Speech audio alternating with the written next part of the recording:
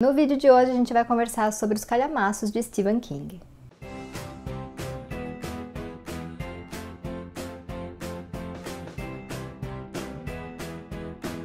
Então hoje é dia da gente conversar sobre Stephen King. Esse é um tema que eu gosto muito de trazer aqui pro canal e sei que vocês também gostam. E fazia um tempinho, né, que eu não falava sobre o autor por aqui. Então hoje a gente vai conversar sobre os calhamaços dele que eu li.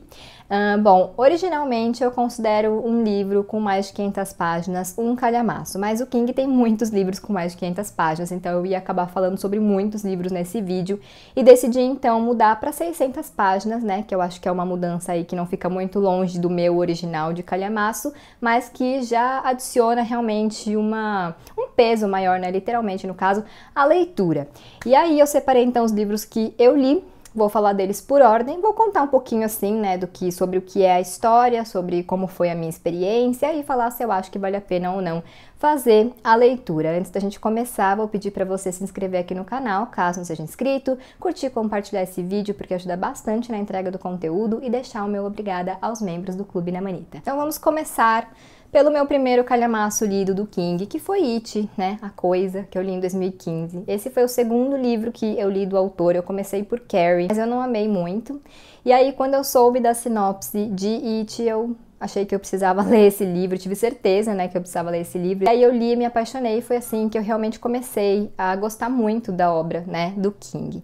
Bom, aqui, como vocês talvez saibam, né, a gente acompanha aí o Clube dos Otários, né, que é um grupo de crianças enfrentando a Coisa, primeiro em 1958 e depois 30 anos mais tarde, né, quando a Coisa, quase 30 anos mais tarde, quando a Coisa retorna. Claro que aí eles já estão adultos, né, eles já têm uma bagagem, um passado e tá tudo contextualizado nesse livro, mas como eu sempre falo sobre It, todo mundo acha que é um livro de terror, que é um livro sobre um palhaço assassino, e claro que tem esse lado, mas esse livro é muito mais do que isso, porque é um livro que fala sobre muitas outras coisas, não é uma história só para assustar. Tem 1104 páginas, se não me engano, então assim, tem muito espaço para o autor falar sobre muitas coisas, né? Então tem todo esse passado aí, essa trajetória, né, da vida dos integrantes do Clube dos Otários, tem algumas contextualizações de outros personagens, tem também alguns recortes da história de Derry, né, que é a cidade fictícia em que essa história se passa,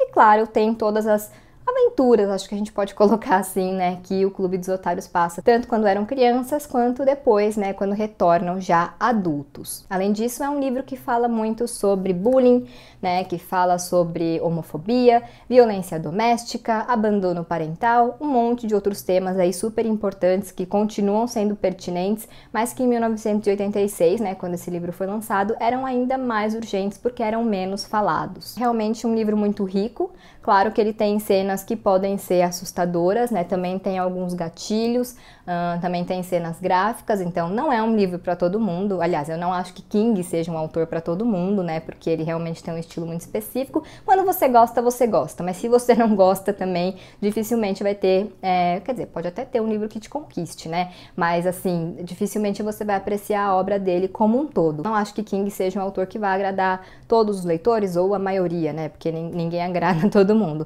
Então, esse é um livro que é isso, eu considero ele muito rico, eu acho que ele me surpreendeu porque eu mesma esperava uma história de terror e nada mais, apesar de que, né, com todas essas páginas tem espaço para muita coisa, mas eu mesma esperava isso e eu encontrei muito mais. Então, eu sempre bato muito nessa tecla, né, de que King não escreve só terror e que It, apesar de ser um livro sim de terror, tem muito mais do que isso, tem muitos temas importantes abordados, é um livro realmente muito bem contextualizado, que eu acho que se você tem vontade de ler, tem que se aventurar sim. Eu digo isso porque conheço muitas pessoas que têm vontade de ler, mas tem aquele medo de começar, tal. E se você começar e não te agradar, você quiser abandonar, pausar, enfim, acontece também. Acho que a gente tem que tentar. Quando eu fui tentar ler It, eu tinha medo de calhamaço, então para mim foi realmente uma história de superação e foi onde eu parei de ter medo, né, de livros grandes. Mas poderia não ter dado certo e eu teria ficado feliz de qualquer forma de pelo menos ter tentado, né? Então, se você tem uma curiosidade de ler esse livro, eu acho que vale a pena tentar. Sim. Depois do It, né, que eu li em 2015, eu só fui ler um outro calhamaço acima de 600 páginas do King em 2020, já durante a pandemia, que foi o Belas Adormecidas, que o autor assina junto com o filho dele, o Owen King. Esse livro aqui tem 600 e deixa eu ver, não, 700 páginas, 700 e alguma coisinha, é um livro bem grandinho. Não foi uma leitura fácil, eu acho que em partes porque foi bem no início da pandemia que eu comecei a ler e, né, eu acho que todo mundo ficou, né, sei lá, sem foco, sem concentração, então pra mim foi um momento assim, e eu acho que eu demorei por isso também. Mas eu também não acho que ele é um livro fácil, assim, ele não é uma história tão fluida, sabe? É uma boa história, é envolvente, mas não é uma história fluida, então eu sempre deixo essas ressalvas, não começaria a ler King por ele, por Belas Adormecidas, porque realmente acho que tem outros livros, calhamaços ou não, que podem ser uma experiência melhor para quem ainda não conhece tanto o autor. Aqui a gente acompanha a chegada de uma doença misteriosa chamada Aurora, que atinge só as mulheres, né? O que acontece é que elas dormem e elas não acordam mais e o corpo delas é envolvido por um casulo. Então toda a cidade fica, né, em pânico com isso, as mulheres que ainda não dormiram começam a tentar não dormir, né, porque ficam com medo de não acordar, e aí gera esse caos todo aí generalizado. Então a proposta aqui do King pai e do King filho é fazer a gente imaginar um mundo sem as mulheres, né, porque a grande maioria está ali adormecida, e também como seria recomeçar um mundo só com os homens. Então essas são as duas reflexões mais agudas dessa história. Achei interessante que essa doença, né, a Aurora, ela acaba fazendo uma alusão à situação que muitas mulheres vivem na vida real, né, de não estarem de fato adormecidas, mas de se sentirem dessa forma. E quando elas estão adormecidas, né, no livro, elas ficam ali à mercê dos homens, seus corpos ficam ali à mercê dos homens e, enfim, a gente pode fazer essa analogia com situações da vida real que não são fantasiosas. Eu gostei bastante, né, dessa reflexão também que os dois propõem. Esse livro fala muito sobre machismo, porque a gente tem ali algumas mulheres, né, que ainda resistem à Aurora. Esse é um livro mais recente, de 2017, então tem realmente situações que a gente vê muito ainda nos dias de hoje. Então eu achei que é um livro que traz reflexões muito pertinentes e muito atuais, né, por ser um livro mais recente, mas a história em si, apesar de boa, não é das mais envolventes, então eu deixo essa ressalva. Vale a pena sim fazer a leitura pela história, mesmo ela não sendo tão fluida, né, e principalmente por essas reflexões que a gente acaba tendo a partir de situações narradas durante essa trama. Mas, como eu falei, repito aqui, não é um livro que eu recomendo para começar a ler King ou para ler ali quando você ainda está se ambientando com a escrita do autor, com o estilo dele, né? Eu acho que é um livro que dá para deixar um pouco mais para frente, mas é sim uma leitura que vale a pena, que mostra muito como o King gosta de usar essa fantasia sombria, né, para retratar horrores e situações e problemáticas da realidade, né, da vida real, de coisas que a gente realmente vê no nosso dia a dia. Então esse eu li no comecinho de 2020 e aí em novembro de 2020 eu li Novembro de 63, que era um livro que eu queria muito ler, era o livro do King que eu mais queria ler, eu tinha certeza que eu ia gostar, não sei dizer exatamente porquê, mas eu sabia que eu ia amar esse livro, mesmo assim ele me surpreendeu, favoritadíssimo, meu top 2 do Stephen King, e aqui a gente conhece o Jake Epping, que é um dos melhores personagens que o King já criou, na minha opinião. Esse livro tem também 700 e alguma coisa, 725 páginas, e o que acontece é que o Jake recebe do Al, né, um amigo dele, uma missão aí de impedir o assassinato do presidente Kennedy em 1963, né, então é uma história que envolve viagem no tempo e também envolve realidades paralelas, mas o King criou ali algumas peculiaridades dentro dessa história para criar uma trama com viagem no tempo que tivesse a marca dele, que fosse de certa forma original, porque essa é uma premissa que muita gente gosta, mas é uma premissa que já foi muito explorada ao longo dos anos, né, no cinema, na literatura e tudo mais. Então ele colocou ali algumas peculiaridades para tornar essa trama mais original, mais King. Esse é um livro de 2011 e ele mistura, né, ficção e realidade, que afinal o assassinato do John Kennedy realmente aconteceu, então tem muitas coisas nessa história que realmente aconteceram, né, que fazem parte da história mundial, né, dos Estados Unidos e mundial, mas também, claro, tem muitos pontos que foram romanceados, principalmente em relação ao Lee Harvey Oswald, que foi, né, de acordo com as investigações, o assassino do John Kennedy. Então ele tá embasado, né, o King tá embasado aí na história, mas ele também toma essas liberdades, principalmente em relação ao assassino, e explora a teoria do caos, a teoria da conspiração, que são temas que eu sei que também muitos leitores gostam. Nesse livro a gente também tem um romance muito poderoso, né, uma história de amor muito forte. Vocês sabem que eu não sou muito de histórias de amor, mas essa daqui me pegou, eu acho que justamente porque tem a parte do romance, que você, né, se encanta ali com a relação desses personagens, mas é muito mais sobre o que essa história de amor significa nessa trama, que é muito maior, principalmente porque fala sobre um acontecimento que mudou, de certa forma, a história do mundo. Então eu acho que o que realmente me pegou foi isso, né, os dilemas que esses personagens vivem a partir de algo que significa tanto, que pode significar tanto para o mundo inteiro. E em como toda a história que explora o tempo, que tem viagem no tempo, Novembro de 63 faz a gente pensar sobre a subjetividade de tudo isso, né? Sobre o que é destino, se a gente realmente pudesse ou puder voltar no tempo, se as nossas ações ali atrás já estão predestinadas, né? Ou quanto elas vão transformar o nosso presente, o nosso futuro. Então acho que todas essas reflexões são muito interessantes, eu gosto bastante, né? Me deixa ali numa pegada meio de questões existenciais que eu gosto, então acho que Novembro de 63 também traz isso. Eu considero ele o livro mais perfeito do King, porque eu amo It, mas ele tem, né, uma parte muito indigesta que realmente é desnecessária, e Novembro de 63 eu considero um livro perfeito porque ele é gostoso de ler, ele é envolvente, ele tem muitos elementos ali misturando vários gêneros, tem essa questão, né, da viagem no tempo, realidades paralelas, tem a história de amor, tem uma certa ação, aventura, então é um livro realmente muito completo e que, como eu disse, considero perfeito. E tem uma parte também, o capítulo 6 especificamente, que para quem leu It é um prato cheio. Se você não leu It, não tem problema, porque não tem spoilers exatamente, né, do outro livro, mas fica mais legal se você leu, porque passar por esse capítulo 6, conhecendo a história de It, é muito mais gostoso. Mas enfim, leia o Novembro de 63. Aí depois que eu li esse, no comecinho de 2021, eu li o Trocas Macabras, nessa edição maravilhosa da Biblioteca Stephen King. E eu me surpreendi bastante com esse livro. Esse aqui tem, vamos ver quantas páginas, 655, porque era um livro que eu não estava vendo muitos elogios, né? Eu vi que estava dividindo opiniões, principalmente em relação ao final. Então eu fui ler com expectativas médias, né? Porque eu não consigo ficar com expectativas baixas. Mas eu gostei demais dessa história, porque ela é sombria, ela tem um toque ali, um senso de humor meio peculiar, mas ele existe, e também traz reflexões, então acho que é uma mistura ali perfeita. Aqui a gente conhece a loja Artigos Indispensáveis, em que o proprietário, o Sr. Gaunt, tem uma peça ali de muito valor, né, para todo mundo na cidade de Castle Rock. Então, se você for lá, você vai encontrar alguma coisa que você quer muito por um preço muito bom. Então, ele cobra essa pechincha e também pede que você, em troca, né, desse produto, desse artigo indispensável, que você pregue uma peça inofensiva em algum habitante ali de Castle Rock. Mas é claro que essa situação vai evoluindo, né? Essas peças se tornam menos inofensivas e logo o caos está instalado em Castle Rock.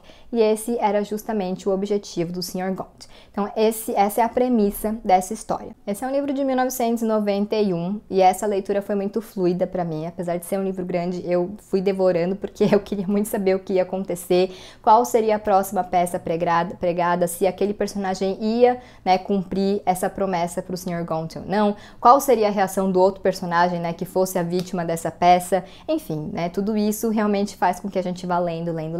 E uma coisa que o King faz aqui, que é algo que ele faz em praticamente todos os livros dele, mas que eu acho que aqui é bem forte, é explorar realmente a maldade humana, explorar essa ganância, essa necessidade de possuir, né, as coisas, porque no fim essas pessoas que estão topando pregar essas peças estão fazendo isso simplesmente para obter algo material, que pode ser algo de valor para elas, né, pode ter um valor sentimental, mas acima de tudo é algo material. Então nisso ele explora essa maldade, essa ambição, ele explora também esses vazios, essas vulnerabilidades que existem dentro das pessoas, né, dentro da gente, porque querendo ou não, esses artigos indispensáveis, né, eles acabam tapando buracos dentro dessas pessoas, preenchendo ali vazios que existem dentro delas. Então, com essa história que eu falei, né, que tem esse senso de humor peculiar, que tem também esse lado bem sombrio, o King explora muito essa questão do que é indispensável, né, qual é o conceito disso, porque acaba sendo uma palavra muito subjetiva. O que é indispensável para mim pode não ser para você, provavelmente não vai ser para você,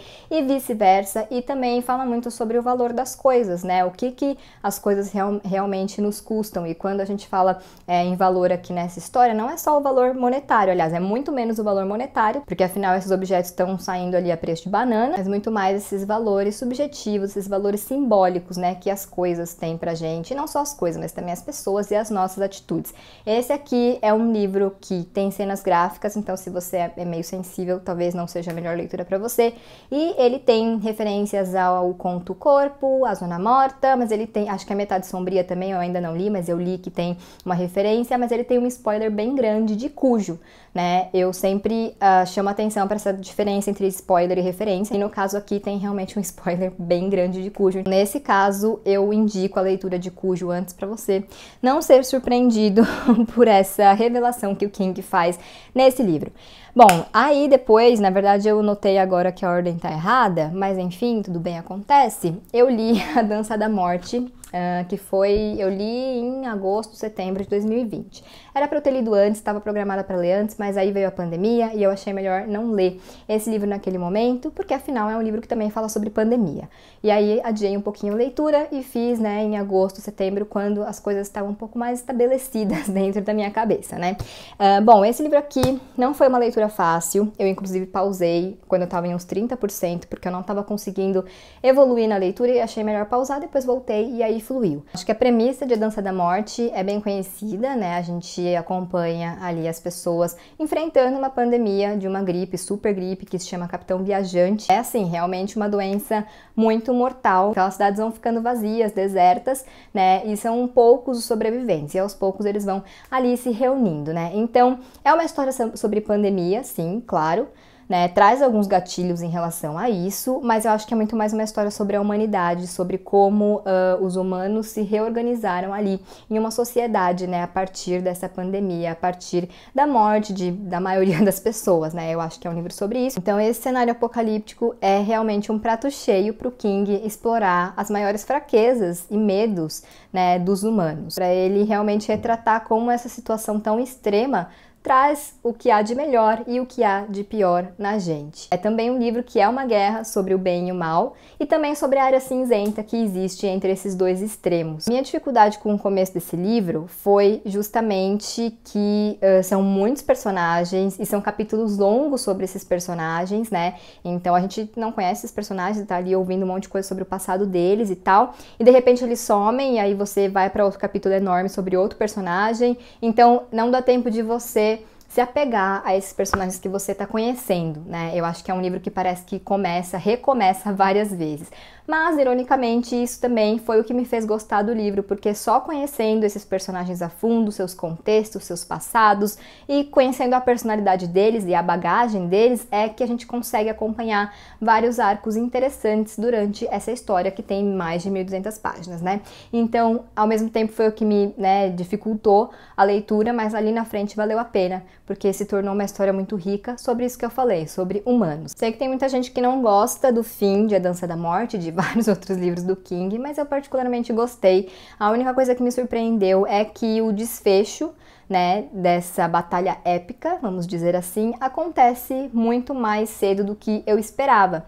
E aí eu entendi então que esse livro, na verdade, apesar de ter essa guerra entre o bem e o mal e desse ser um dos pilares da história, não é sobre isso. Ele é justamente sobre o que eu falei mais no comecinho, sobre a humanidade tendo essa chance de recomeçar. Então, o que talvez devesse ser o clímax do livro, não é exatamente, porque existem muitas outras coisas bem importantes que acontecem depois dessa batalha épica aí que a gente fica esperando o livro todo, e pra mim isso fez a leitura valer muito a pena e também acaba fazendo com que eu dê essa passada de pano aí nesse final criado pelo King, porque o que realmente me conquistou foi o que veio depois, que é claro que eu não vou falar pra vocês o que é, mas eu achei realmente muito interessante esse formato, essa ideia do King de mostrar como a humanidade se reestruturou, como recriou ali uma sociedade, né, cometendo muitos erros que eu acho que a gente está cometendo aí ao longo de muitos anos, então também traz essas reflexões, e é isso, não foi uma leitura fácil, não foi uma leitura fluida, mas eu recomendo muito, também não acho que é o melhor livro para começar na obra do King, mas também, se você quiser se aventurar, acho que vale a pena e eu espero que dê certo, mas eu começaria por outros, né, um pouco menores, porque esse aqui realmente, além de ser muito grande, tem essas ressalvas aí que eu falei, mas é um livro que vale muito a pena. Eu considero uma obra-prima. E por fim, nós temos o último calhamaço dele que eu li, que foi o Sob a Redoma, que eu li em setembro do ano passado, e esse livro aqui me surpreendeu demais, porque eu não sabia se eu ia gostar. Eu vejo que tem muita gente que ama, muita gente que odeia, então eu achei que eu pudesse ficar no meio do caminho. Mas eu amei esse livro, que a gente começa a acompanhar a história quando uma redoma cai do nada sobre a cidade de Chester's Mill. E aí vem mais uma vez esse cenário apocalíptico, desafiando as pessoas, né, e levando-as aos seus limites e extremos. Então é uma história que já é interessante só por essa premissa, mas eu achei que ela teve muito mais gatilhos em relação à pandemia e também à situação política que a gente vive no Brasil do que Dança da Morte, né? O que foi uma surpresa para mim. Então já fica esse aviso, caso você esteja sensível aí a esses temas, talvez agora não seja um bom momento para fazer essa leitura, porque aqui, além dessa questão da redoma, a gente tem também um grande vilão, que é o Big Jim. Big Jim é um político corrupto e também adora uma hipocrisia religiosa, então é um personagem que realmente dá nos nervos da gente. Muita gente fala que é o pior vilão que o King já criou, pior no sentido de cruel, de ruim mesmo, e eu tendo a concordar, porque é realmente difícil de engolir esse cara. Não dá pra engolir, na verdade, né? Nem é pra gente engolir, mas tem realmente muitos pontos ali difíceis da gente, sabe, lidar com isso durante a história. Dá vontade de catar o livro assim e jogar longe, porque dá muita raiva. Como eu falei, tem muitas situações que a gente consegue fazer um paralelo